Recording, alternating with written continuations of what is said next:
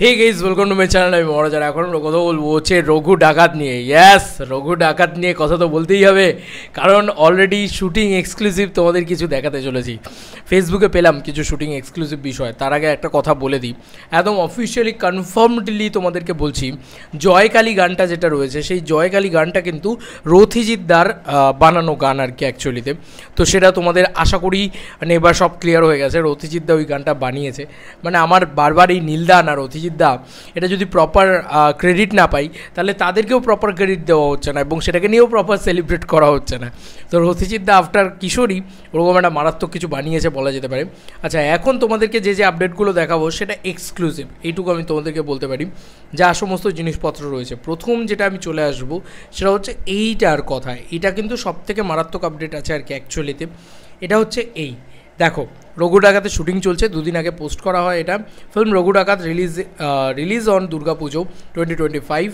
এইখানে কিন্তু বিভিন্ন ডাকাতদের কি বস্ত্র হতে চলেছে, তারা কিভাবে জঙ্গলে শুটিং করছেন, সেই সমস্ত দৃশ্যের কিন্তু শুটিং চলছে, দেখতেই পাচ্ছ।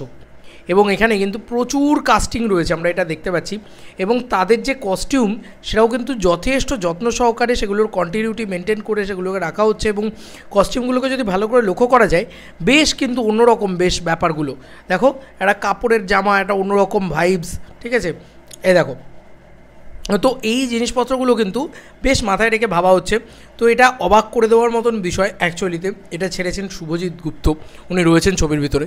তো এই ছবিটা উনি ছেড়েছেন। তো রঘু ডাকাতের শুটিং কিন্তু অলমোস্ট এখন বলতে পারি আমরা, আজকে তো তারিখটা হচ্ছে 12, তাই অলমোস্ট বলতে পারি যে 85% শুটিং কিন্তু ডান। 85% থেকে 90% শুটিং কিন্তু ডান।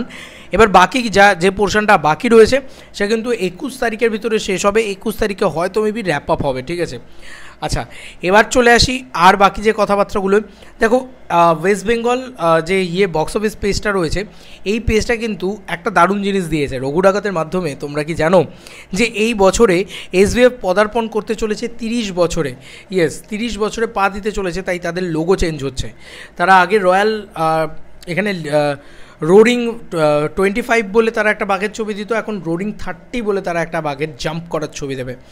এবং তাদের লোগো চেঞ্জ হয়ে যাচ্ছে কিন্তু অ্যাকচুয়ালিতে, যেটার মানে শুরু হচ্ছে রঘু ডাকাত থেকে, তারপরে তো সপ্তডিঙায় গুপ্তধন, বিজয়নগরের ইত্যাদি ইত্যাদি বলা হয়েছে। তো এটা একটা দারুণ বিষয় অ্যাকচুয়ালিতে। আমার কোথাও গিয়ে মনে হলো এটাও তোমাদের সাথে শেয়ার করা উচিত। এগুলো রঘু ডাকাতের আপডেটের ভিতরে পড়ছে। এছাড়াও দেবদার ভালোবাসা, মানে দেবদার প্রতি ফ্যান্সদের ভালোবাসাটা জাস্ট দেখো। দেবদা জাস্ট শুটিং করছিলেন, সেখানে এক ফ্যান পৌঁছে গিয়েছে এবং তিনি কিন্তু অটোগ্রাফ আদায় করে নিয়ে এসেছেন। 2025 সালে দাঁড়িয়ে অটোগ্রাফ জিনিসটার ভূমিকা কতটা সেটা হয়তো মেবি যারা যে স্টারকেই ভালোবাসে তারা জানবে যে ওই অমোঘ ভালোবাসার যে কী অটোগ্রাফেরই। কারণ আজকের দিনে দাঁড়িয়ে সবাই ছবি তুলতে চায়, একটা সেলফি তুলে নিল বা হয়তো একটা ফ্রেম ছবি সেটা চায়, কিন্তু অটোগ্রাফ এটা কিন্তু এখন অনেকটা হয়ে গেছে। তো অটোগ্রাফটা রীতিমতো অটোগ্রাফের সঙ্গে ছবি তুলে ছেলেটা ছেড়েছে, এই যে দাদা নিজে লিখে দিয়েছে, ঠিক আছে। এই খুব সুন্দর, মানে দাদার হ্যান্ডরাইটিংটা এত সুন্দরভাবে সেটাকে লিখে দিয়েছে। এবং শুধু দেব লিখে ছেড়ে দেয়নি, অনেক কিছু লিখে দিয়েছে। খুব ভালো লাগলো এই অটোগ্রাফটা। এবং এটাই তো সুপারস্টারের ক্যালমো, যে মানে মানুষ ছুটে ছুটে যাবে অটোগ্রাফ নিতে। তো কিছু তো আছে ভাই, এবং গ্রাম বাংলায় স্পেশালি এটা কিন্তু আগের শুটিংয়ের গল্প। আচ্ছা, এবার তোমাদেরকে বলে দিই আরেকজনের কাস্টিংয়ের এনাকে তোমরা নিশ্চয়ই অবশ্যই তোমরা চেনো, বিভিন্ন ছবিতে তোমরা দেখেছো। তো ইনিও কিন্তু থাকতে চলেছেন রঘু ডাকাতে। তার ছবিটা আমি তোমাদেরকে দেখাচ্ছি, ওয়েট। আমরা মানে এই ছবিটা কিন্তু দেখে আমি বুঝতে পারলাম যে হ্যাঁ, মানে কাস্টিং হিসেবেও কিন্তু বেশ ভালো তারকাকে নেওয়া হচ্ছে, কারণ এই মানুষটা অ্যাকচুয়ালিতে ভালো অভিনেতা, ঠিক আছে। এই মানুষটা অ্যাকচুয়ালিতে ভালো অভিনেতা। তো এই মানুষটাকেও কিন্তু রঘু ডাকাতের ভিতরে নেওয়া হচ্ছে। এই মানুষটাকে বিদ্যুৎ দাস লিখেছে, আজ থেকে শুরু হলো রঘু ডাকাতের শ্যুট, ক্যারেক্টার নাম শঙ্কর। কি অদ্ভুত ব্যাপার দেখো, ওনার ক্যারেক্টারের নাম শঙ্কর। এবার বিষয় হচ্ছে 20 মার্চ থেকে শুরু হয়েছে, আর 21 মের ভিতরে শুটিং শেষ হবে। টানা 2 মাস জুড়ে, মানে মার্চের পরে এপ্রিল মে, এই টানা 2 মাস জুড়ে শুটিং হলো এবং অলমোস্ট 60 ডেজ অ্যাভাব শুটিং হচ্ছে রঘু ডাকাতের। এটা একটা দারুণ বিষয়। আচ্ছা, এটা আরেকটা ছবি যেটা আরেকজন পোস্ট করেছেন, লিখেছেন সোহম ঘোষ, লিখেছেন ইটস কামিং। রঘু ডাকাতের এটাকে দিয়ে তিনি লিখেছেন ইটস কামিং। অসাধারণ এই ক্ল্যাপার বোর্ডের ছবিটা দিয়ে। তো সবাই না মানে টিম খুব এক্সাইটেড, টিম রঘু ডাকাত খুব এক্সাইটেড। মানে আমি তো যতদূর জানি পোস্ট প্রোডাকশনের কাজকর্ম এবার শুরু হয়ে যাবে আস্তে আস্তে, মানে হয়ে গেছে অনেক কিছু পোস্ট প্রোডাকশানে বসিয়ে টসিয়ে দেখা হচ্ছে। তো অ্যাকচুয়ালিতে যা এসছে না সেটা ছিটকে যাওয়ার মতন, সব উড়িয়ে দেওয়ার মতন। রঘু ডাকাত যা হবে সেটা তোমরা কল্পনাও করতে পারছো না।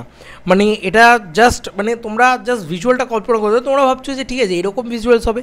ভাই বাংলা বাজারে যা বাজেট আছে তাতে যা ভিজুয়ালস আমরা দেবো সেটা আমি গ্যারেন্টি বলতে পারি কম্পিট করতে পারে 100 কোটি টাকার ছবির সাথে। মানে রঘু ডাকাত 100 কোটি টাকার ছবির সাথে কম্পিট করতে পারে, এমনই ভিজুয়ালস থাকবে, এমনই দেখতে থাকবে, এমন সব সিনস থাকবে, অ্যাকশন ইত্যাদি থাকবে, গান থাকবে, নাচের গান থাকবে, একাধিক নাচের গান থাকবে, তোমরা তো দেখেইছো জানোই। তো এটা তো আর নতুন করে বলার কিছু নেই।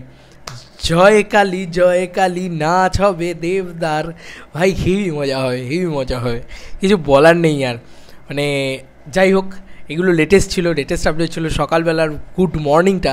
আমার বললো দেবদাকে দিয়ে শুরু করি, বাকি তো আছেই, পরপর অনেকগুলো আপডেটস আছে বা অনেকগুলো ভিডিওস অন্যরকমভাবে বানানোর ইচ্ছে আছে, আজকে দেখা যাক সেগুলোও করবো, বাট দেবদাকে দিয়ে শুরু করলাম। চলো বন্ধুরা, নতুন কোনো ভিডিওতে দেখা হবে, বাই।